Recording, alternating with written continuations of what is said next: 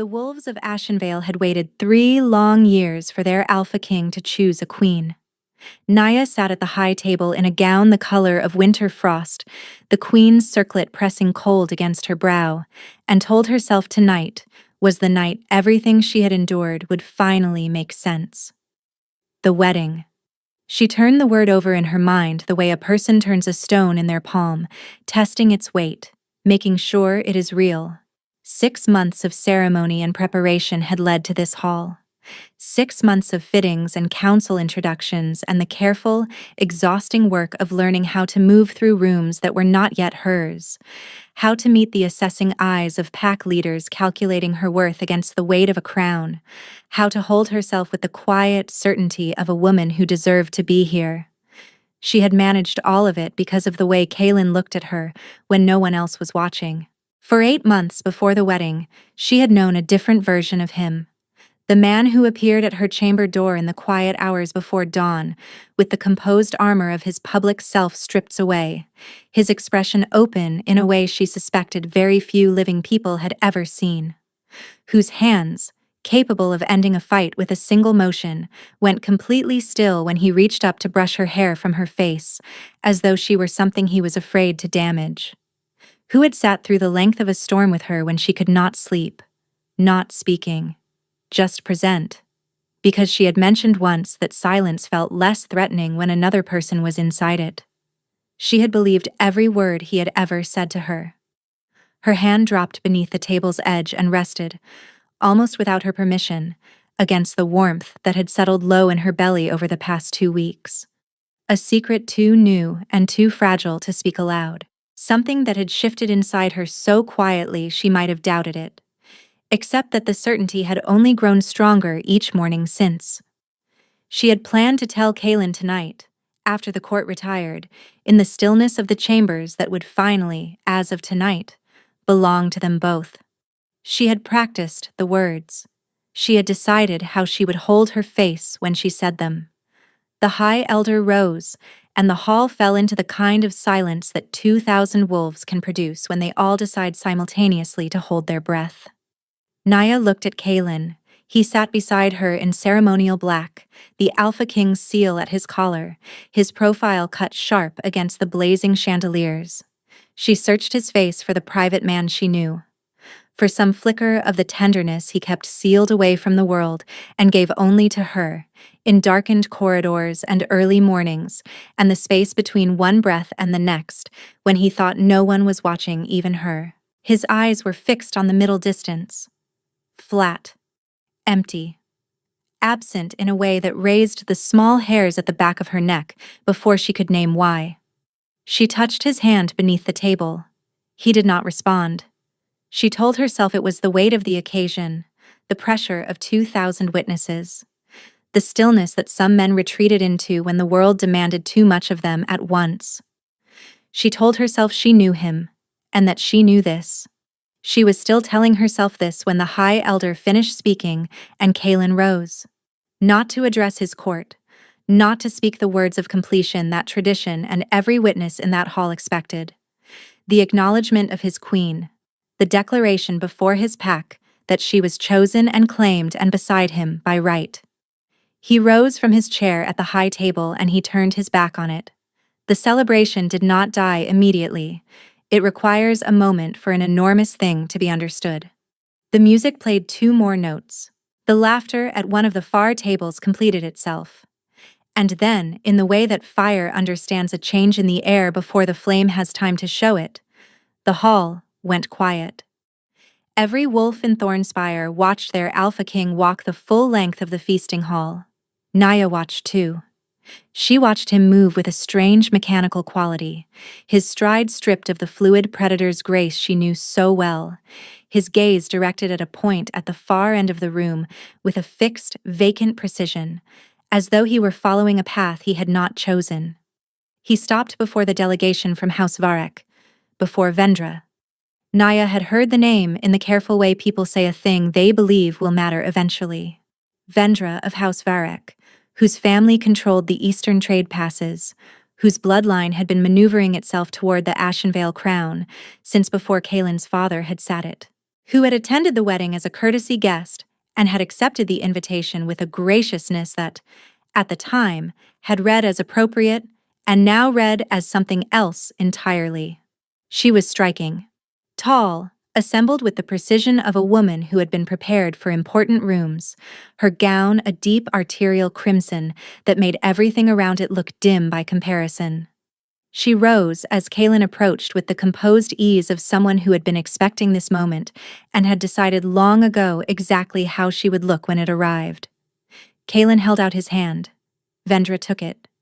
And the Alpha King of Ashenvale, on the night of his wedding, walked out of the feasting hall with another woman, while his queen sat at the high table with her hands folded and her spine straight, and his air growing small and new and secret inside her.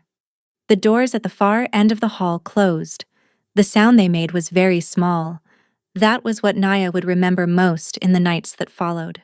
Not the silence of 2,000 wolves. Not the face of Lord Caius Varric at his family's table. Not quite managing to conceal the satisfaction spreading beneath his composed expression. Not the court healer leaning to whisper something behind her hand to the woman beside her. The sound the doors made. The soft, definitive finality of it. Naya sat very still.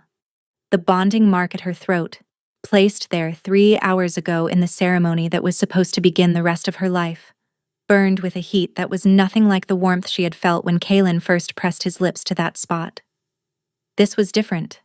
A searing, dissonant sensation, as though something had been introduced into the bond that did not belong there. She gave them nothing. Not a tremor. Not a tear. Not a single breath too fast or too slow.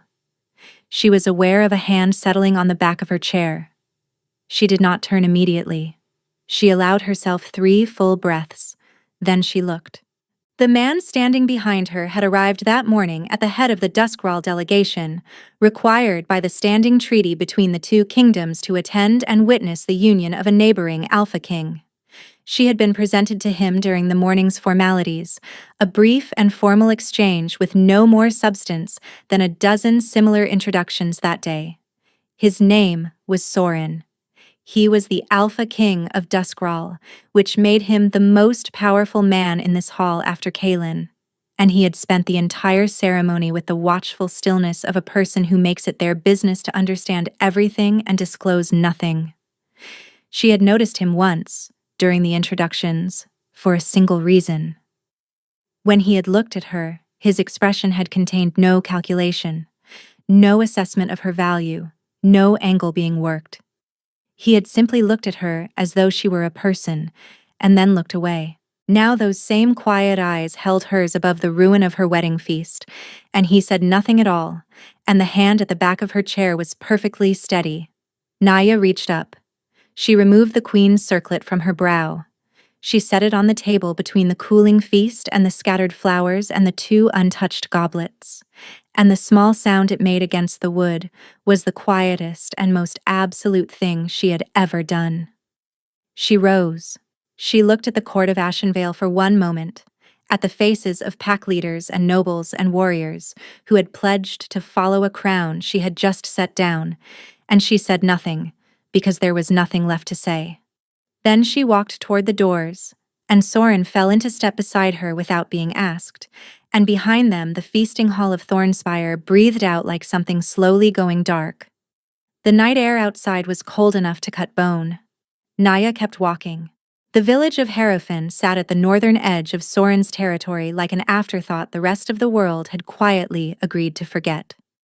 Naya had chosen it herself, 10 days into her stay at Duskral's seat of power, when it became clear to both of them that her remaining inside the capital walls was a problem neither of them could afford.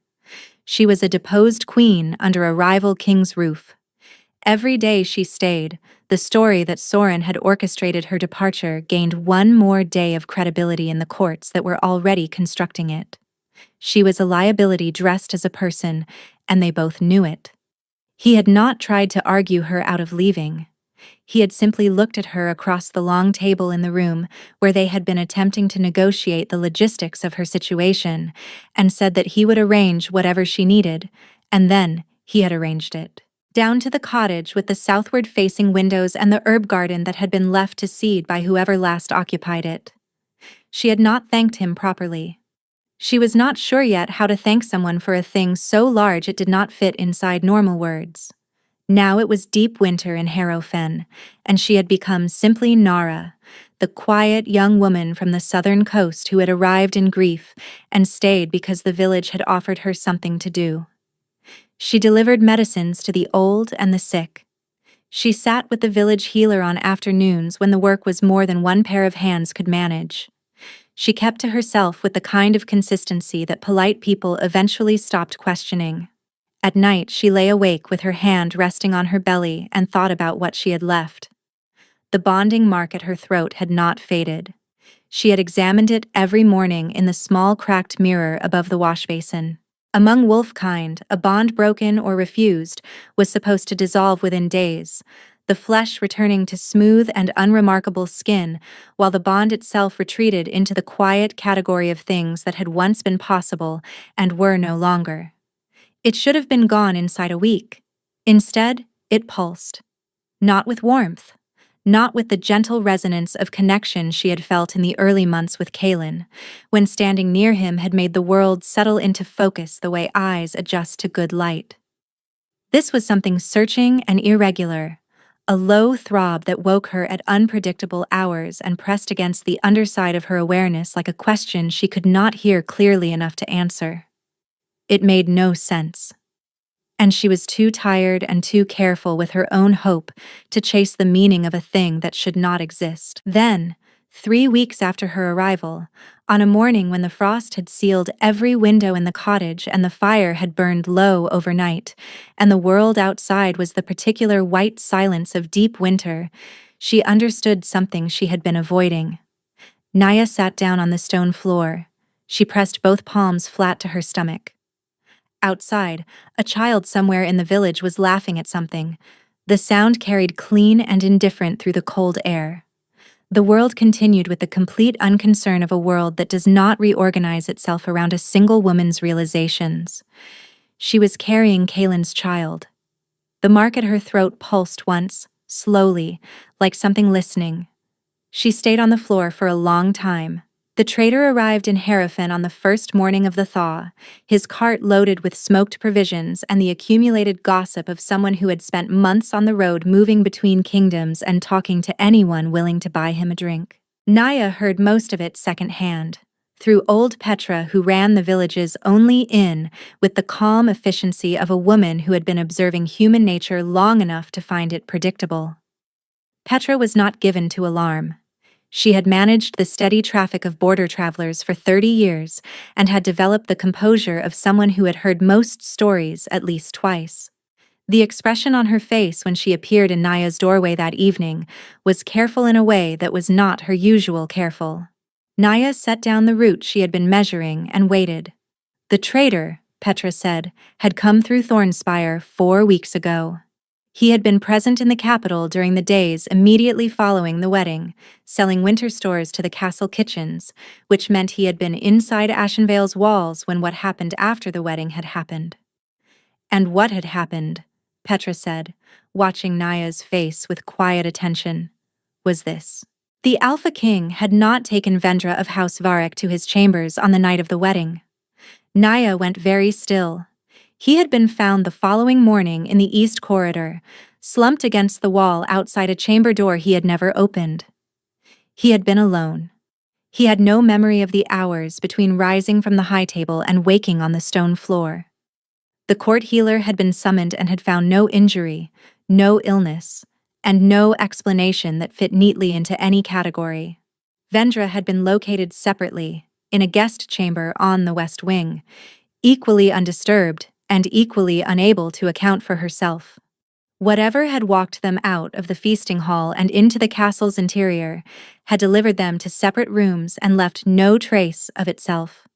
Naya pressed her hand flat to the work table, but Petra was not finished. The morning after, before his council had assembled, before his guard had been given any instruction at all, the Alpha King had moved through Thornspire with a focused and frantic energy that the court had never seen from him. He had gone, immediately and directly, to a specific part of the castle, to her chambers. He had gone through them with the urgency of a man looking for proof that a thing was real.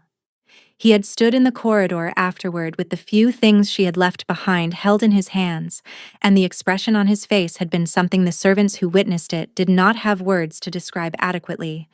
And then he had begun to search. The whole of Ashenvale knew about it now. Wolves dispatched to every province. Gold offered for information. The court fracturing between those who believed their king had lost his mind to grief, and those who believed that something deliberate had been done to him, and that the answer to what that something was had walked out of the feasting hall that night and had not yet been found.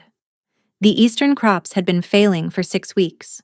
Pack wolves along the border territories were restless, shifting without cause, answering instincts nobody could trace to a source.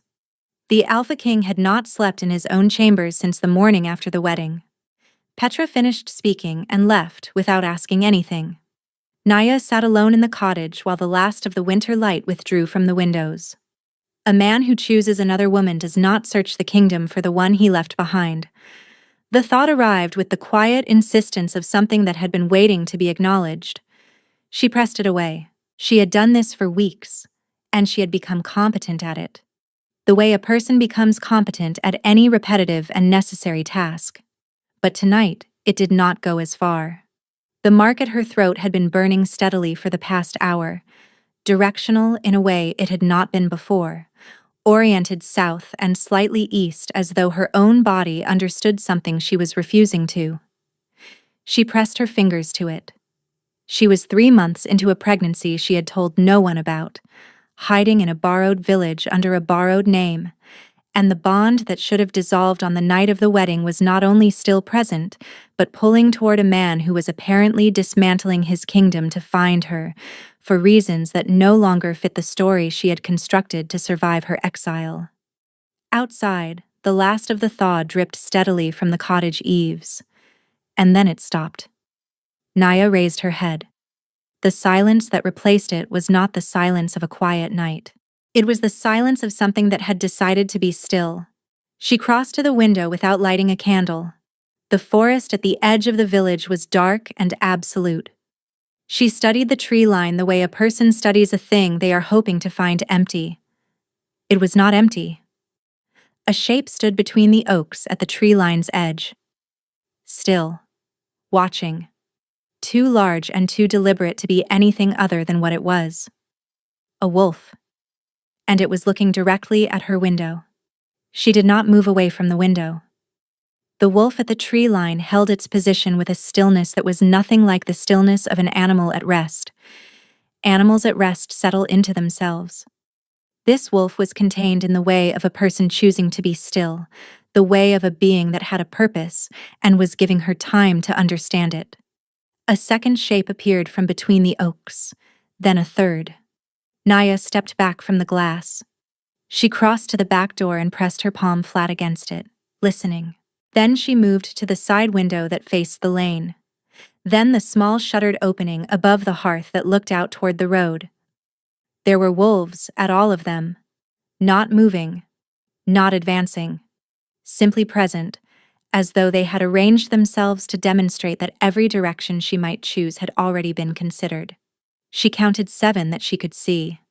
Her hand came to rest on the swell of her belly. She was not going to run. There was nowhere to run to. Whoever had sent these wolves had sent enough of them to make the point clearly, and she had spent too long inside a court of alphas to believe that panic was anything other than information given freely to the wrong people. She went to the hearth instead and lifted the iron hook from its bracket on the wall, because it was the only thing in the cottage with any weight to it, and because holding something solid helped her think. She was still holding it when the knock came. One knock. Deliberate. Quiet in a way that suggested the person on the other side was aware of the sleeping village, and had no particular interest in disturbing it. Not the knock of someone intending to break the door down. The knock of someone who had traveled a long distance and needed her to understand that they were choosing courtesy. Naya crossed the cottage in 4 steps and opened the door before she could reason herself out of it. The man who stood on her threshold was not large. He was middle-aged and lean, his dark hair shot through with silver, his face carrying the specific hollows that months of insufficient sleep leave on a person who is otherwise disciplined enough to hide their condition. He was dressed in the clothes of a common traveler, deliberately unremarkable, which was itself a detail. She recognized him. She had seen him in the corridors outside Kalen's council chamber, on more mornings than she could count.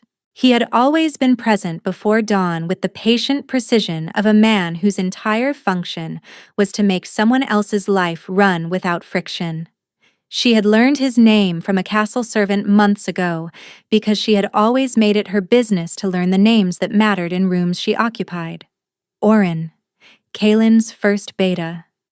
He looked at her with an expression she could not name cleanly. Relief and grief occupying the same face, and underneath both of them something older and more exhausted than either. "My lady," he said, and the words came out rougher than she suspected he had intended. "I have been looking for you for a very long time." Behind him, at the tree line's edge, the wolf she had been watching lowered its head and sat down in the snow. Naya stepped back from the doorway. He came in. Oren sat at her table and told her everything in the careful, precise manner of a man who had been rehearsing this conversation for months. He had found the first piece of evidence 6 weeks after the wedding, when one of Kalen's guard captains had traced an unusual supply order backward through 4 separate intermediaries to a provisioner whose primary income came from servicing the households of Ashenvale's noble families. The provisioner had been paid, in advance, and in unmarked coin, to include in the delivery of ordinary wine to the castle's pre-ceremony receiving chambers 3 bottles from a much older and separately prepared stock. Stock that had been treated. The compound was referenced in the oldest pharmacological texts as moonroot extract, derived from a flowering plant that grew exclusively in the high mountain passes of the Eastern Territories. The same eastern passes that House Varek had controlled for 3 generations. It had not been used as a weapon in living memory because its effects were considered too unpredictable for reliable deployment. It suppressed the wolf's instinct entirely while leaving the body's motor function largely intact, producing a kind of occupied vacancy in the affected person. A human puppet with no wolf inside it to resist direction. It erased memory cleanly for the duration of its effect, which ran between 8 and 14 hours depending on the dose. Someone had administered it to Kalen before his own wedding. They had relied on the fact that a wolf stripped of his instincts would simply follow the most visible social suggestion available to him, which in a hall of 2,000 guests gathered for a wedding was the expectation of the ceremony itself, and the most conspicuously positioned woman in that expectation had been Vendra of House Varek, placed there 2 years in advance precisely for this moment. He had not chosen Vendra. He had been walked toward her by a body that had been emptied of everything that would have refused. Naya kept her hands flat on her knees beneath the table and kept her eyes on Oren's face, and did not allow herself to look away or to feel the full weight of what she was being told. Not yet, because feeling it fully would require her to stop functioning, and she could not afford to stop functioning. She asked the question that had been assembling itself since Oren had said the word treated. Who had ordered it? House Varek, Oren said. The Varek family had been building the architecture of the plan for 2 full years. Lord Caius Varek had ensured his daughter appeared at every significant gathering in the 18 months before the wedding. Every council celebration, every Interpact summit, every occasion where Vendra could be seen and noted as a familiar presence in Kalen's peripheral vision, because the compound worked best when the target's suppressed instincts had an obvious social context to follow. They had been methodical because the plan required methodology. They had used Kalen's own wedding as their mechanism because it was the single occasion no one would question why a member of House Varek was standing in the room. When the wedding concluded as they had designed it to, they had expected Naya to dissolve quietly into the category of things the court chose to forget. A queen for 3 hours with no family name powerful enough to anchor a challenge. The kind of wound a kingdom absorbs and moves past inside a season. They had not expected her to walk out with the Alpha King of Duskrall. Naya thought about Soren's hand at the back of her chair. The completeness of the steadiness of it. She looked at Oren. She asked the second question, the one she had been aware of since he first said the name, Duskrul. Oren was quiet for a moment. The quiet of a man choosing his words not to obscure the truth, but to present it as accurately as he could manage. Soren had known, he said, not about the compound specifically, but that House Varric was planning something significant for the wedding. He had intelligence gathered over the preceding year through his own network of sources inside the eastern trade routes, people who moved information the way merchants move goods. He had known something was going to happen. He had come to Ashenvale because he believed his presence as a formal treaty witness might function as a deterrent. He had not warned Kaelin. The silence in the cottage held everything it needed to hold, without either of them putting words into it. Oren said he could not answer why Soren had made that choice. He said Kaelin had asked the same question the morning the intelligence about Soren's foreknowledge had surfaced, and that the answer, or the absence of one, had produced a specific kind of anger that Oren had not seen from Kaelin since the early years of his kingship, when his control over his wolf was still a thing he had to maintain by effort rather than habit. Then Oren withdrew a folded letter from inside his coat and set it on the table between them. The seal was broken. The serpent crest of House Varric pressed into dark wax. It had been taken from a courier moving south through the Duskrul border territories 3 weeks ago. Naya picked it up. The message was 4 lines. The former queen has been located. She shelters under the Northern King's protection, which complicates direct approach. Indirect arrangements have been made in the village where she is kept. The matter will be resolved before the next quarter moon. Kaelin's heir cannot be allowed to exist.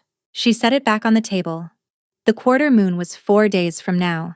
Oren's eyes were steady on her face. The king has been moving toward you for 3 months. The bond has been guiding him, but this is a large kingdom and he has been careful not to alert House Varric's informants to his direction of travel.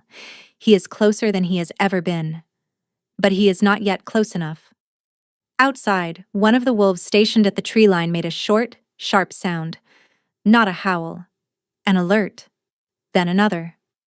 Oren was on his feet before the second sound finished. They are here, he said. The first window broke before Naya had finished moving to the back wall. Not an arrow. A stone, wrapped in dark cloth to suppress the sound, punching through the old glass and striking the hearthstones with a flat, hard crack. Smoke began rising from it immediately. Oren moved with the decisive speed of a wolf who had spent 4 decades in the service of an alpha king. His hand caught her arm and pulled her toward the interior wall, away from the windows, away from the smoke that was beginning to thicken the air with something that smelled like something acrid and chemical, sharp in the throat even at low concentration. They are not here to retrieve you, he said, his voice low and absolutely level. Stay behind me, and stay low. Through the ruined window she could hear the night disassembling itself outside. The wolves Oren had posted around the cottage had engaged with something in the tree line. The sounds were close and violent. Harrowfen was going to wake. People would come to their windows and then to their doors, and both of those things would get people killed tonight. Oren shifted. The lean, silver-haired man who had sat across her table was gone in the span of a single breath. The wolf that replaced him was the color of dark ash and winter birch, larger than his human frame had suggested, his entire attention fixed on the back door with the absolute focus of a being that had reduced the world to a single priority. The back door shook in its frame.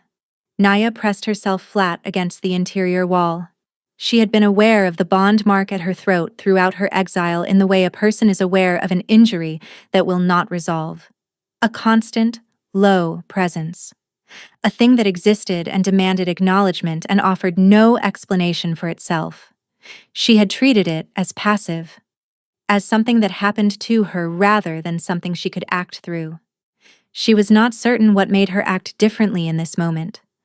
Possibly the smoke in the air, possibly the sound of violence outside, possibly the quality of terror that arrives when you understand that the threat is not arriving at some future point, but is present now, on the other side of a door. She pressed her palm to the mark, and she pushed. Not physically, through it. The way she might push a door she had not previously understood was on a hinge. She pushed everything that was moving through her chest outward through the mark, through the bond, through whatever connective tissue existed between her and the wolves circling her cottage. The fury that had been living inside her since the night of the wedding. The grief she had been too careful to fully inhabit. The ferocious, specific protectiveness of a woman whose child was being threatened inside her own body. She pushed it all outward and felt it travel. The wolves attacking the back door stopped. Not gradually. At once. The pressure against the wood ceased entirely, replaced by a confused, low sound she had never heard from a wolf before. A lost, disoriented quality, like animals that have been moving with complete certainty and have suddenly found the certainty removed from beneath them. Paws in snow, scrambling away. Silence on the backside of the cottage. Through the broken window she heard two of the wolves in the tree line break away from the engagement and flee north, without apparent direction. Running the way animals run when they no longer understand where they are going but understand that they need to go somewhere. But not all of them broke. The back door opened. Not forced. Opened with the calm, practiced efficiency of someone who had approached this particular problem from outside the wolf's emotional register entirely. A person, in dark clothing. A strip of cloth across the lower half of his face. Eyes that crossed the room in a single sweep and located her with the quick, professional precision of someone who had done this kind of work before and had very few feelings about it. Those eyes found hers and held them, and she understood she had run out of immediate options. Oren came off the floor. The wolf hit the assassin with the full force of months of searching compressed into a single motion, and what followed was brief in the way that the most serious kinds of violence are brief. Not theatrical. Simply consequential. The cottage wall cracked where Oren struck it on the return, and he dropped, shifted back to human form, and did not immediately get up. The man crossed toward Naya. She pushed again through the mark. Harder. Past the point where the effort felt like choice, and into the territory where it felt like tearing. The man's step slowed. Something registered behind his eyes that was not on the list of things his mission required him to feel. He stopped, but he did not leave. He reached inside his coat a second time. The howl came from the southern edge of the village without warning. One voice, enormous and singular, and absolutely clear in the cold night air, carrying a frequency she had never heard directed at her, but recognized with a certainty that had nothing to do with memory and everything to do with the mark burning at her throat. The assassin's hand stopped inside his coat. His head turned toward the sound. The howl came again. Closer now. Moving through Harrowfen at a speed that suggested whatever was producing it was not particularly concerned about being heard. Every wolf within range of it went completely still, including, for 3 suspended seconds, the man standing in her cottage with his hand inside his coat. His face, behind the cloth, had changed. Not much. Just enough.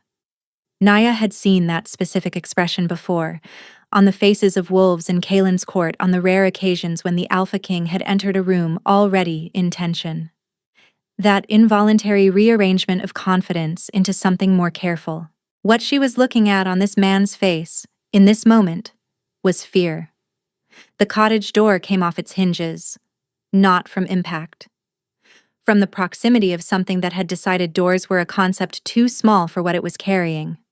The wolf that stepped through the frame was black from nose to tail, enormous in the way that stops being about size and becomes about presence, every inch of it radiating an authority so complete it was almost a physical weight in the room. The assassin, who had not broken composure in front of anything that evening, looked at it for 1 full second and ran. He cleared the broken window cleanly and disappeared into the dark, and Naya would think later that this was probably the most honest reaction she witnessed that night. The wolf stood in the smoke, and the shattered glass and the place where Oren had fallen, and its eyes, burning gold in the dark, found her immediately, and did not leave her. She could not move.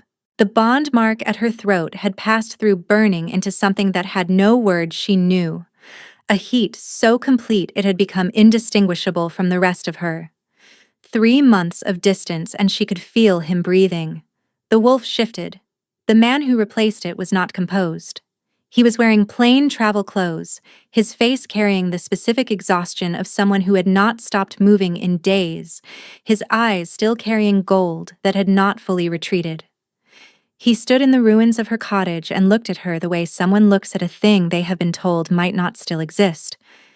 He said her name, not as a declaration, not as an arrival, just her name, in the voice she had heard only in memory all those months, spoken with the tenderness of a person who has been carrying something carefully for a long time and is setting it down at last.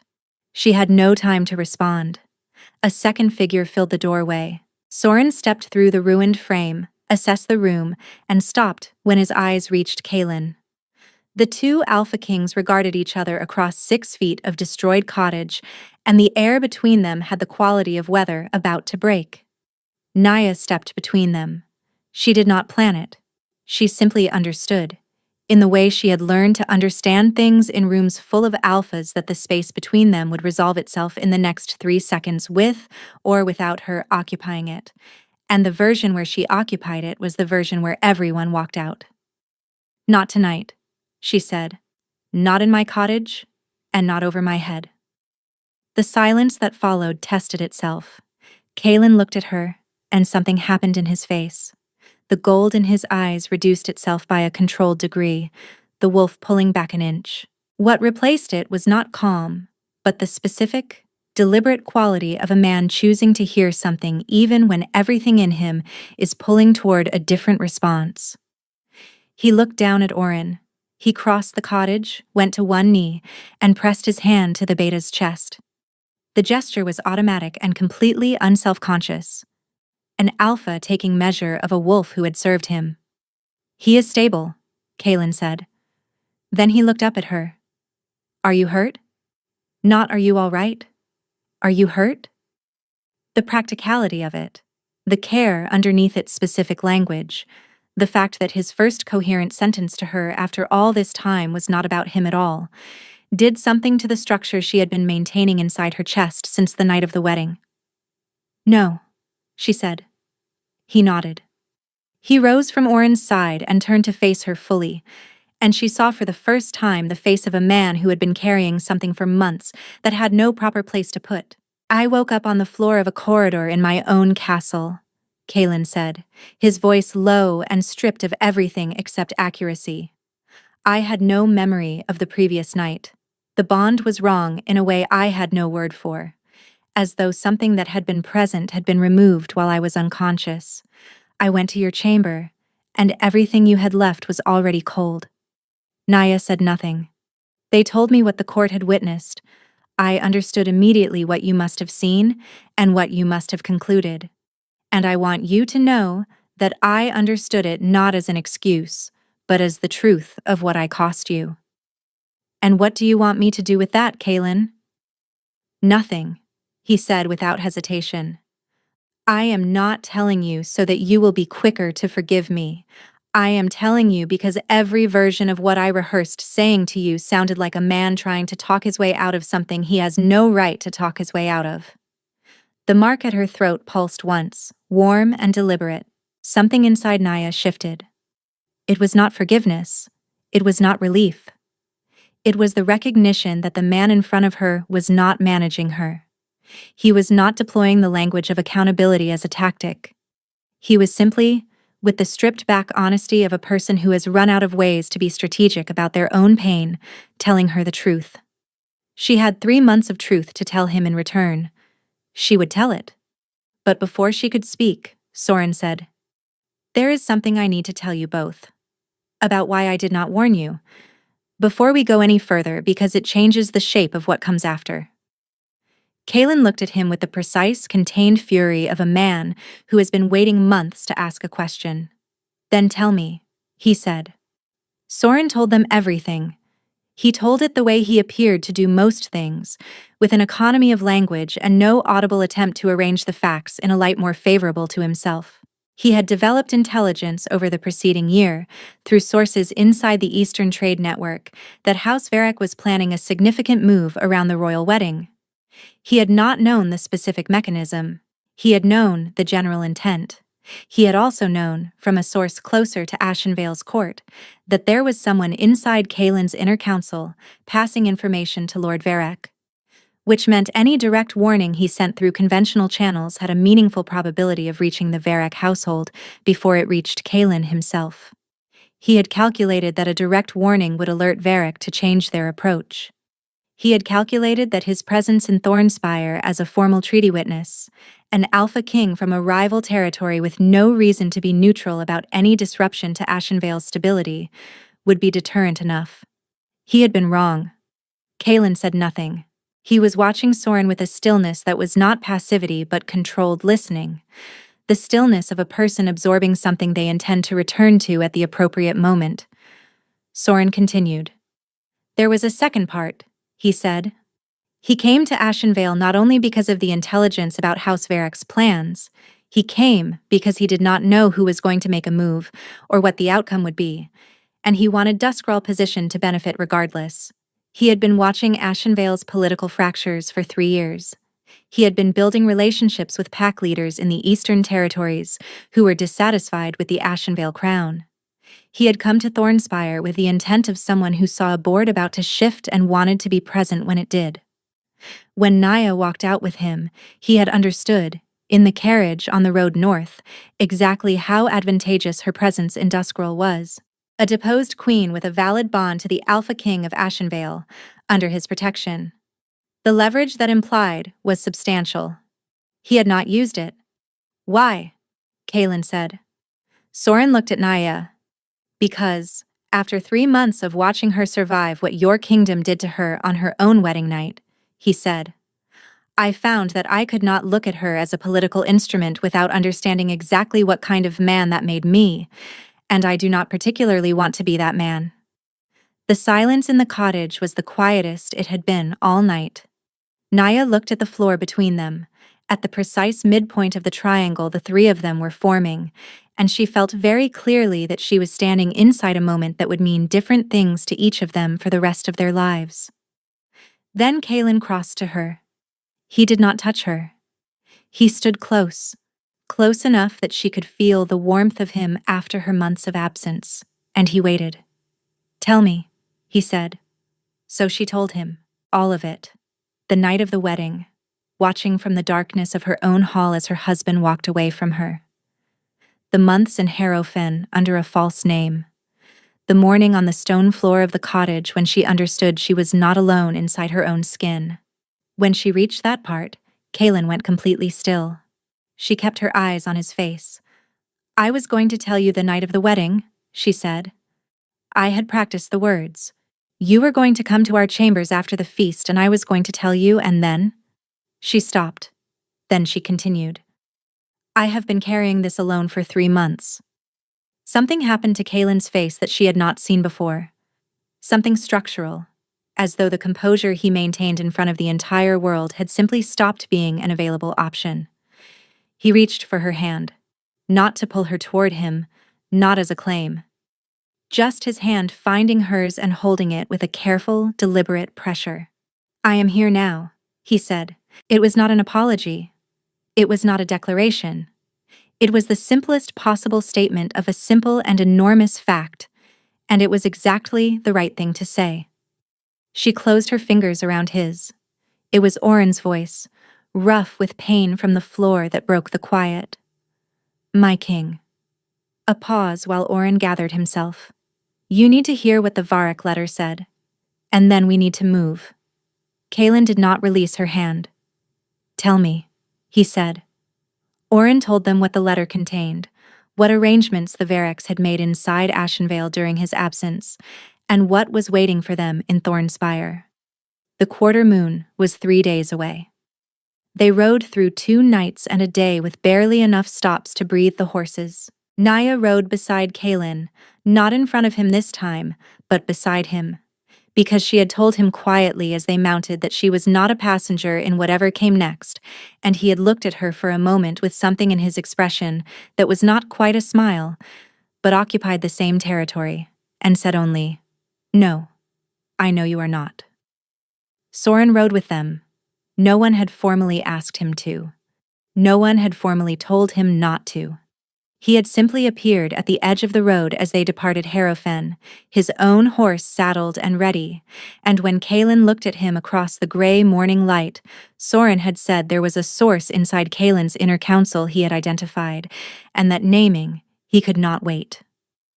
Oren traveled in the cart they commandeered from the village, lying flat for the first day before the wolf's constitution began its slow work, and he was sitting upright by the second morning, gray-faced but functional. Kaelin had jerked his head toward the road and Soren had fallen in beside them, and that was the end of the conversation. Thornspire appeared on the horizon in the gray hour before full dawn, its towers cutting the pale sky the way they always had, and Naya felt the sight of it in a way she had not expected. A recognition that surprised her with its depth. She had spent 6 months learning those spires and those walls. She had walked those corridors in the dark. She had stood at that window and pressed her fingers to the frost. It was not the home she had hoped it would be when she left. She was not certain yet what it was. The scouts Kaelin had sent ahead met them at the outer road with a report that clarified rapidly into a picture with hard edges. Lord Caius Varric had arrived in Thornspire 11 weeks ago, presenting himself as a concerned ally, a senior nobleman stepping in to manage the kingdom's affairs during the period of what he called the King's Bond grief. He had arrived with 200 of his own people, all of them positioned in key roles throughout the castle before anyone who might object had understood what was being assembled. 7 council members who had refused to cooperate with his interim authority had been quietly removed from their positions on charges of destabilizing the realm. Vendra had been formally presented to the remaining council as acting queen by a vote of 8 members to 3, the 3 dissenters now under what Varric termed protective custody. 17 pack leaders who had refused to acknowledge the acting queen's authority had been similarly detained. The Varric banner did not fly over Thornspire. Caius Varric was too careful for that. The royal crest remained in place, and he had been careful to present everything as temporary, administrative, conducted entirely in the king's best interests, which meant that when Kaelin arrived, Varric could not run. Running would confirm what he had done. His only remaining play was to stand in the hall he had been occupying for 11 weeks and make Kaelin prove, before the council and the detained pack leaders and the assembled household, that he was the king and not the broken, bond-mad wreck Varric had been describing. The castle gates opened without resistance. Varric had been waiting for them. He stood at the top of the great stairs in the formal robes of a regent, his silver-haired composure intact, Vendra arranged precisely at his right side. He spread his hands in a gesture of welcome that contained every calculation he had ever made, and when he spoke, his voice carried through the forecourt with the studied ease of a man who had been preparing this moment for weeks. "My king," he said, "you have returned. We have been keeping everything safe in your absence." Beside Naya, she felt Kaelin's horse shift beneath the tension moving through him. "I know what you have been doing," Kaelin said. "Then you know it was done entirely for Ashenvale." Varric's eyes moved to Naya, and the warmth in them did not reach whatever was behind them. "Though I see you have brought the former queen, there will be those on the council who question the wisdom of that." "Let them," Naya said. Varric smiled. "The council chamber is assembled, my king. I suggest we resolve the questions of legitimacy and succession before anything further is decided." He turned and walked inside. And they followed him in. All of them, because it was the only direction the situation had left. The council chamber held 60 people in formal assembly. Pack leaders who had refused to cooperate with Varric occupied the left side of the room, some of them still visibly marked by weeks of detention.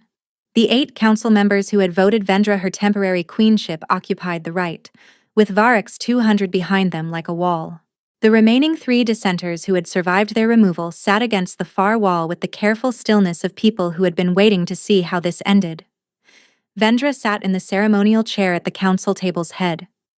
She rose when they entered. Her expression was composed, and she looked at Naya once, a single, assessing look, and then looked at her father. Caius Varric took the floor with the ease of a man who had been holding it for 11 weeks. He spoke for a long time about the necessity of stable governance during periods of crisis. He spoke about the precedent of temporary regency. He spoke about the concern of the council and the pack leaders and the household regarding their king's state of mind, his obsessive 3-month search for a woman who, Varric said with genuine sorrow in his voice, had chosen to leave with a rival king on the night of her own wedding, suggesting a prior understanding between them that raised serious questions about the validity of the bonding ceremony itself. He suggested, with great apparent reluctance, that the council consider a formal inquiry into the king's fitness to rule. The chamber was very quiet. Naya listened to all of it. She stood slightly behind Kaelin, and she felt through the bond mark the precise quality of the fury he was managing. A thing so large and so controlled, it was almost more frightening than if he had simply let it loose. Then she stepped forward.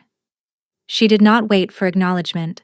She moved to the center of the floor, and the room's attention shifted to her with the speed that rooms always shift when someone moves with that combination of certainty and calm.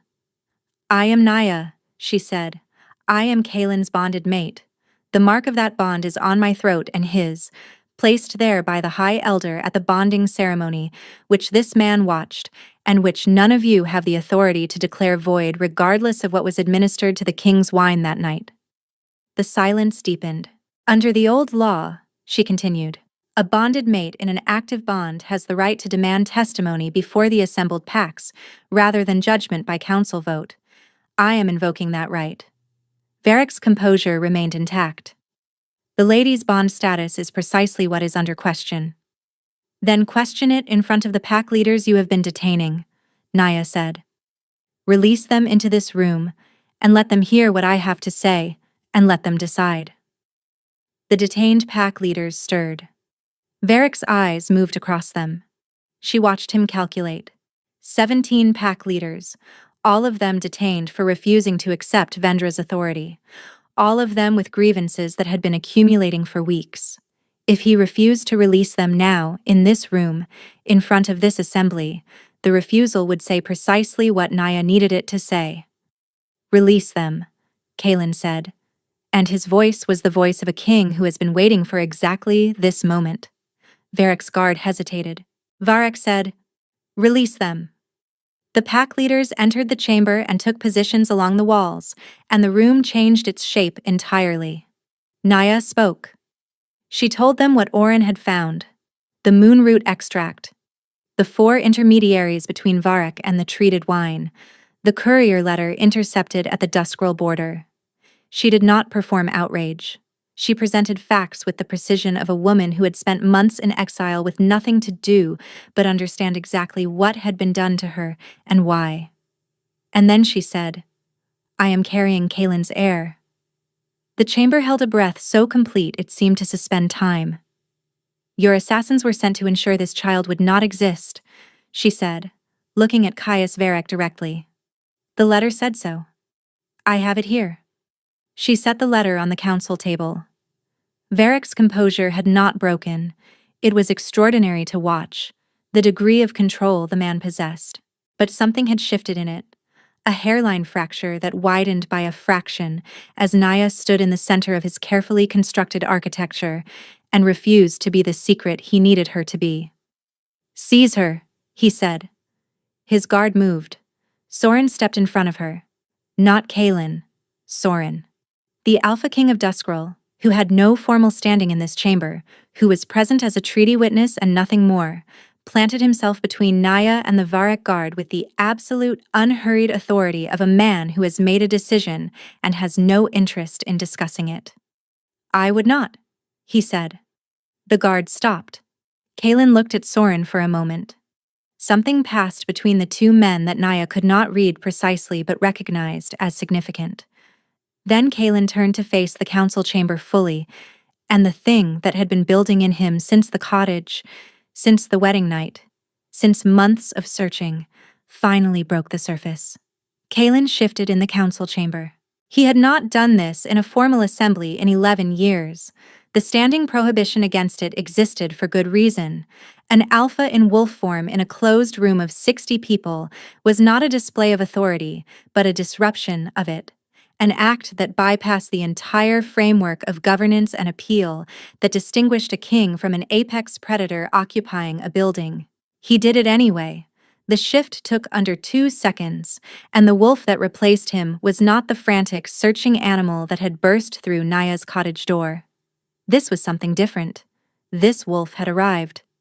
It stood in the center of the council chamber with a stillness so complete it seemed to draw the air in the room toward it, and every wolf present, including the ones in Varek's guard, felt the full, unmedicated weight of an alpha who had been separated from his mate and done permitting obstacles. Nobody moved. Naya felt the bond respond. Through the mark at her throat, through the thread she had been learning to push outward throughout her exile, she felt the full force of what was moving through it from his side. It was not the searching, desperate pulse of the weeks in Harrow Fen. It was something complete and present, the way a fire feels when you are standing at its center rather than watching it from a distance. She laid her palm flat against the mark at her throat, and instead of pushing, she pulled. She had never tried this. She had pushed in the cottage, with fear and fury and protectiveness, and it had worked in the ways it had worked. But this was different. This was not about driving something away. This was about drawing something home. She pulled on the bond with everything she had, every honest thing she had felt through her exile, and refused herself the luxury of fully feeling. The grief of the wedding night, the cold mornings in Harrow Fen, the morning on the stone floor when she understood she was not alone, the nights she had spent convincing herself the dreams were not real when she had always known, underneath the argument that they were. The moment in the cottage when Kalen had said her name the way he said it, and her body had understood something before her mind had formed words around it. She pulled it all toward the bond and let it move. The wolf in the center of the council chamber raised its head. It turned toward her. Every person in that chamber understood they were watching something that had nothing to do with politics. The wolf crossed the floor and stopped before her. And then, with a slowness that had nothing threatening in it, it shifted. Not the explosive brevity of combat, the long, deliberate shift of a being choosing to return to human form, because the human form was the one that could speak to her. Kalen stood in front of her in the center of the council chamber. He was breathing hard. His eyes were still holding gold. He looked at her face with the total attention of a man who has stopped dividing himself between this moment and any other. He spoke the formal words. Not the wedding ceremony words, the older words, the words that existed before ceremony did, before protocol and council and the architecture of governance that had been built around the simple and enormous fact of what a true bond between two wolves actually was. He spoke them to her, in front of 60 witnesses, and the pack leaders along the walls and the council members whose votes had been engineered by someone who had not understood that you cannot vote on a fact. The mark at her throat did not burn. It settled. The sensation was so distinct, so complete, so absolutely unlike the restless pulse it had maintained through her exile, that Naya understood without needing it explained to her that this was what finished felt like. Not dramatic, not loud, just finally, fully present. She said the words back to him. The old words moved through the chamber, and from the pack leaders along the walls the first sound came. Not a howl, not a cheer. Something quieter and more serious. The sound of wolves recognizing something true. Caius Varek moved. He had waited, Naya would think later, with considerable discipline. He had watched his entire construction disassemble piece by piece in front of an audience that had been assembled specifically to witness it. He had watched his guard stopped by Soren and his authority stripped by testimony, and his legal architecture dismantled by a woman who refused to be invisible. He had contained all of it behind that extraordinary composure. What broke it was not the bond. It was the sound of the pack leaders, He drew the blade from inside his formal robes and moved toward Naya with the committed speed of someone who understood one option remained. Naya saw it before it arrived. She pushed through the bond, harder than the cottage, harder than anything she had done before. She pushed with the full force of a completed bond behind it, not just a thread now, but a connection that ran in both directions with nothing blocking it. And what moved through it was not fury and not fear, but something that had no name she knew, the specific ferocity of a woman protecting the life she has decided to keep. The chamber full of wolves staggered. Varek's hand faltered. The blade caught the light and missed. Soren caught Varek from behind. The man went down. Vendra looked at her father on the floor of the council chamber, and the composure she had maintained through the entire proceeding collapsed at once. Not dramatically, just completely, in the way that composure collapses when there is nothing left to maintain it for. She said, "I did not know about the child." Her voice was very small. "I did not know they were going to send anyone after her." Nobody responded to that immediately. Oren's voice came from the doorway, thinner than it should have been, rough with the effort of having crossed the castle on an injury that had not yet had the time it needed. "My king," Oren said, "I have the list of Varek's informants inside the council. All 7 of them, including the primary source Lord Soren identified. I believe this would be a good moment to present it." Kalen did not look away from Naya. "Yes," he said, "I believe it would." The business of Aftermath took the rest of that day and most of the next. Caius Varek was placed in custody before the council chamber had been fully emptied. The 7 members of the council identified by Oren's list were removed from their positions pending formal inquiry. The 17 detained pack leaders were released without conditions and given the specific and formal apology that Kalen delivered to each of them individually, which was not required by law and was entirely consistent with the kind of king he was and had been before the Varek plan had stripped these past months from all of them. Vendra was not imprisoned.